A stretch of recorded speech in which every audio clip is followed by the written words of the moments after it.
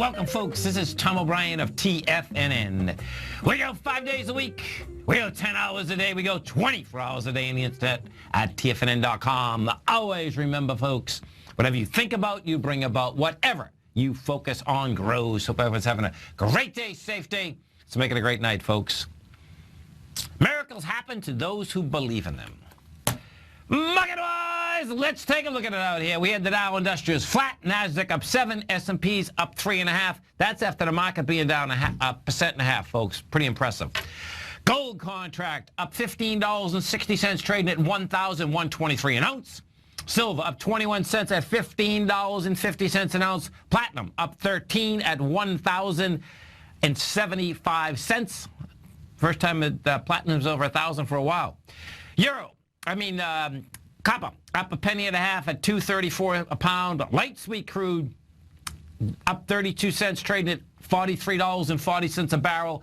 Bonds, you had the 10-year flat, 127.27. 30-year, 158.06. They both were dramatically higher. They had the juice in them, had the volume in them, gave it up on price. What does that set up? That sets up you're going to be right back up to higher price, lower yield. King dollar gave it up. That's down 1,086. High volume, broken swing points. King dollar's trading out at 96.25. That's going after the June 18th swing low of 94.40 to 93.30. Euro up $1.28 at 111.71, and the yen down 96 at 124.17.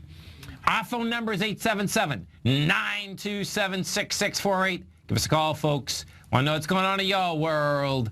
In the world of the S&Ps, let's take a look at them. What do you have? Wait till you see this, folks, okay? This is impressive. There's no doubt. It's impressive. My take, we're going to be right back downtown, though. Why, folks? Because you got too low. You had the volume come in. Bottom line, we did 167 million shares in the SPY today. You're going into, and this one's it's trying to break down. You're going into the swing points that were established out here on July 7th. That had 173 million shares. You broke the swing point from 206.26. That little baby there had 132 million. So you can see as you're going south, you're getting energy on the way down. Now, what we did do, bottom line, is that you rejected that price at the 205.36. You're at 208.83. Normally, when something like this would happen, you'd figure that, okay, you could get follow-through right away. I don't expect we're going to get follow-through at all, folks. I expect you're going to be right downtown again tomorrow. The NDX 100. What do we have in the NDX 100? Let's take a look at it. The Qs ended up trading out at 110.52. What the Qs did is that the Qs got down to 108.22. You closed at 110.52. You're up 38 cents from yesterday. You did 40 million shares out here. That 40 million shares, okay, bottom line, huge expansion of volume. You got to remember, when we were trying to get higher on Monday, you went higher inside the Qs with 21 million. Bottom line, Qs also broke the swing lows, did it with volume, did it with all of the above. Gold contract. What do we have with gold? Bottom line, folks, you get wide price spread, you get accelerated volume, you get all of the above. Gold is on its way. We did 183,000 contracts out here. You're at 1550. Right now, gold is wanting to run to this June 19th swing area, which is the 1206. Let's go to John in Dallas. Hey, John, what's going on? Hey, Tom. Good evening. How you doing? I never knew it could get this good. How about you? Good, man. Good. Hey, buddy, I wanted to ask you about, EXK and AG, if you don't mind. And what I wanted to ask you is, how would you look at the chart? These deckhole things are up, 30, 35% in 5 days. What would you look at to go in, to have been in this thing now, please? Well, you got to wait for a retracement.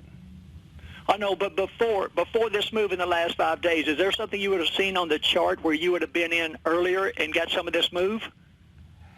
Not necessarily, because of the way that we've come down so dramatically. Okay. What happens is this, is that the last time that, like if we look at the EXK, It was 183 that I had to get inside of. And what the 183, folks, and John, is that was the last time we had any volume on the way down. That was in December of 2014.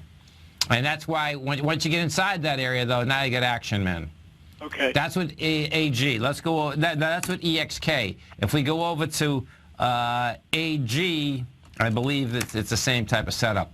AG is up, and that's how these things come off the bottom, by the way. That's, because you're talking, whenever you're talking actually stocks that are $1, $2, $3, and $4, I know everyone pays attention to percentages, but it's almost like, man, they move in 20 or 30% on the way down and the way up because they're talking pennies. Do you know what I'm saying? Yes, sir. Now, with AG, it's the same setup. You see that high volume level. Actually, with AG, yeah, still AG's a little bit different. AG's a little bit different. AG, I almost could have said, yeah, you almost could have got AG. And the reason being is that we did get strength. See, that was the sign of strength that actually came in December. That wasn't a low at AG. That's a little bit different setup. But it's, the bottom line is that there's plenty of time to wait for a pullback and then be all over them. Exactly, no problem. Thank you so much. But yeah, I was thinking the same thing, man. They just keep coming down and keep coming down, and just can't catch the bottom. Buddy, hey, thank you. All the best, man. Okay, man. Have a great one. Have a safe one. Let's go over and take a look at Cisco, CSCO. Cisco just come out with numbers. Let's see what they have to say. This is, of course, used to be one of the darlings in the 90s. It hasn't been able to get out of its way for a long period of time, but there's no doubt that they take in some money. Cisco closed at $27.90. It's trading at $28.40 right now. The estimate was 56 cents. They made 56 cents. The revenue, they're going to beat on revenue. Let's see. So where's their revenue? Come on, baby. They get a backlog of $5.1 billion. Man, that's a backlog. So revenue, there she is right there. Okay, so they're growing at 2 to 4%. The estimate was 56 cents. They came in at 59. Their revenue, the estimate was 12.7 billion. They did 12.8 billion. You get some action here. Well, don't buy the thing. I'm not saying action in the case of buying it, because see, Cisco is a classic, folks, about the number of shares that are outstanding. There's 5 billion shares outstanding in Cisco. Yeah, that's with the B. That's why the thing just can't move. This is Tom O'Brien. This is TFNN. You stay right there, folks. We'll be coming right back. Dow Industrials traded flat. NASDAQ was up 7. S&P's up 4.5. We're going to break back.